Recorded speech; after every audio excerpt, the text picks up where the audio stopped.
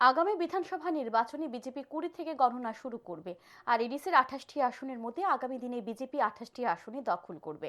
রাজধানীর রবীন্দ্র শতবার্ষিকী ভবন প্রাঙ্গণে বিজেপির মহা যোগদান সভায় বক্তব্য রাখতে গিয়ে কথা বলেন মুখ্যমন্ত্রী ডাক্তার মানিক সাহা। পূর্ব ঘোষণা অনুযায়ী শনিবার প্রদেশ বিজেপির উদ্যোগে রাজধানীতে অনুষ্ঠিত হয় মহা যোগদান সভা। রাজধানীর রবীন্দ্র শতবার্ষিকী ভবনের সামনে অনুষ্ঠিত হয় এই যোগদান সভা। যোগদান সভায় প্রধান বক্তা হিসেবে উপস্থিত ছিলেন মুখ্যমন্ত্রী ডাক্তার মানিক সাহা। এদিনের মহা যোগদান সভায় বক্তব্য রাখতে গিয়ে মুখ্যমন্ত্রী ডাক্তার মানিক সাহা বলেন, সবকা সাথ সবকা বিকাশ, বিশ্বাস আর প্রয়াস একটা স্লোগান নয়, এটা একটা মন্ত্র হওয়া উচিত। একজন আরেকজনের উপর বিশ্বাস রাখতে হবে। বিশ্বাস না রাখলে কোনোদিন নতুন ত্রিপুরা হবে না। বিশ্বাসের মধ্যে যেন অবিশ্বাসের লোক ঢুকে না যায় সেই দিকে লক্ষ্য রাখতে হবে। প্রধানমন্ত্রী ও বিজেপির উপর বিশ্বাস রাখতে হবে। বিজেপি সরকার প্রতিষ্ঠার পর আগরতলা বিমানবন্দরের নাম পরিবর্তন করে এমবিবি বিমানবন্দর করা হয়েছে। জনজাতিদের উন্নয়নের জন্য কেন্দ্রীয় সরকার ও রাজ্য সরকার একের পর এক কাজ করে যাচ্ছে। জনজাতি এলাকায় সিনথেটিক ফুটবল টার্ফ মাঠ করা হয়েছে। আমাদের একটা মূল মন্ত্র হওয়া উচিত। সেই মন্ত্রকে সামনে রেখে আমরা কাউকে অবিশ্বাস করব না। এই যে আমি যতগুলো নাম বললাম তার মাধ্যমে এক একবার এই যে বিশ্বাস বিশ্বাস বিশ্বাস ট্রাস্ট এইগুলো ঢুকিয়ে দিতে হবে।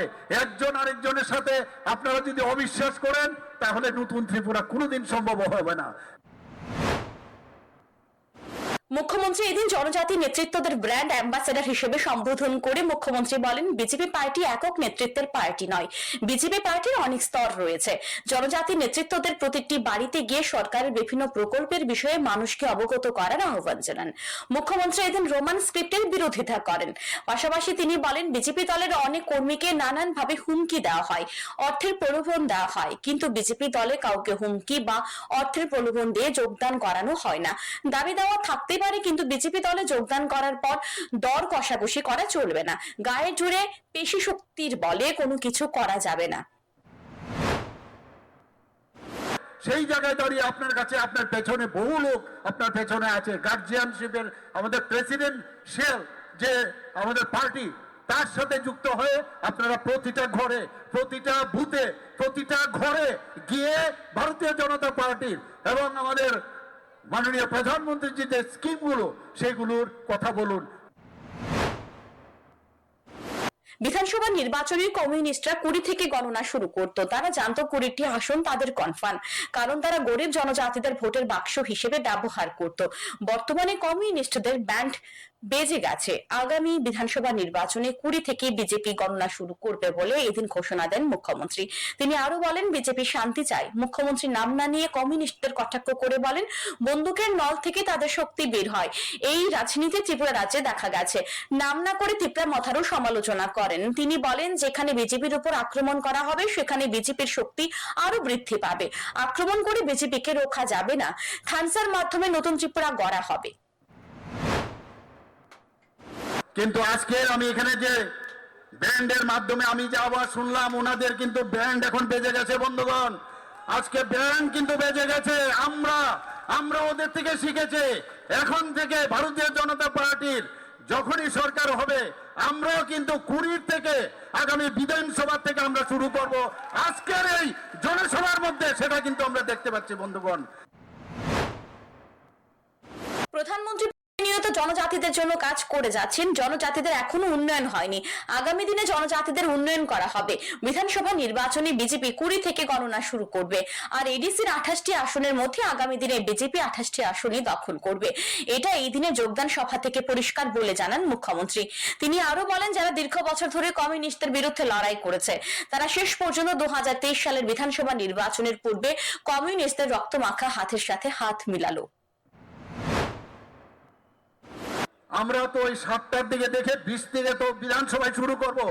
আর 28টার মধ্যে 28টাই ভারতীয় জনতা পার্টি আগামী দিন এডিসিতে প্রচুর ভোটে জয়যুক্ত হবে। সেটা কিন্তু আজকে এখানে আয়না দেখিয়ে দিচ্ছে। ওদেরকে বিরোধী দলের সব যারা আছেন তাদেরকে আয়না দেখিয়েছেন। তিপ্রাসা একেট নিয়ে মুখ্যমন্ত্রী এদিন তিপ্রা মাথারও আলোচনা করেন। তিনি বলেন, চুক্তি যখন হয়েছিল তখন কথা ছিল চুক্তি হওয়ার 6 মাসের মধ্যে কোনো আন্দোলন করা যাবে না, কিন্তু দেখা গেছে চুক্তি হওয়ার প্রথম দিন থেকে একের পর এক আন্দোলন করে যাচ্ছে। মুখ্যমন্ত্রী এদিন প্রশ্ন করেন কারা চুক্তি ভঙ্গ করেছে, নাম না নিয়ে মুখ্যমন্ত্রী তিপ্রা মাথাকে উদ্দেশ্য করে বলেন, আপনারা যাদের শক্তি নিয়ে কথা বলেন তারা কারা? তারা হলো লাল দুর্গের হারমাদ বাহিনী। লাল বাড়ির হারমাদরা নিজেদের গুন্ডাগিরি চালানোর জন্য আপনাদের সাথে যুক্ত হয়েছে। মধ্যে চুক্তির 6 মাস পর্যন্ত কোন রকম আন্দোলন করা যাবে না। কোন রকম ত্রিপুরা সরকারের বিরুদ্ধে কোন রকম মানে এই ধরনের আন্দোলন করা চলবে না। কিন্তু ডে ওয়ান থেকে বিভিন্ন নামে বারবার আমাদের সরকারকে ব্যতিব্যস্ত করার চেষ্টা করছে। তাহলে এই চুক্তিকে কে ভেঙেছে এটা বুঝার বিষয় আছে। আমরা একদিকে চুক্তি ভঙ্গ করব, আবার বলবো যে আমাদের চুক্তি সেটাকে সম্পাদন কেন হচ্ছে না। আমরা তো চাইছি, আমি এখনো বলছি। এই দিনের যোগদান সভায় মুখ্যমন্ত্রী ছাড়াও উপস্থিত ছিলেন মন্ত্রী সুশান্ত চৌধুরী, মন্ত্রী শান্তনা চাকমা, মন্ত্রী টিঙ্কু রায়, প্রদেশ বিজেপির সভাপতি রাজীব ভট্টাচার্য, প্রাক্তন সাংসদ রেবতী কুমার ত্রিপুরা সহ অন্যান্যরা। এদিনে মহা যোগদান সভায় 1700 পরিবারের প্রায় 5000 ভোটার বিজেপি দলে যোগদান করে। নবাগতদের হাতে দলীয় পতাকা তুলে দিয়ে বিজেপি দলে বরণ করে নেন মুখ্যমন্ত্রী সহ অন্যান্য অতিথিরা। Bureau report, news today.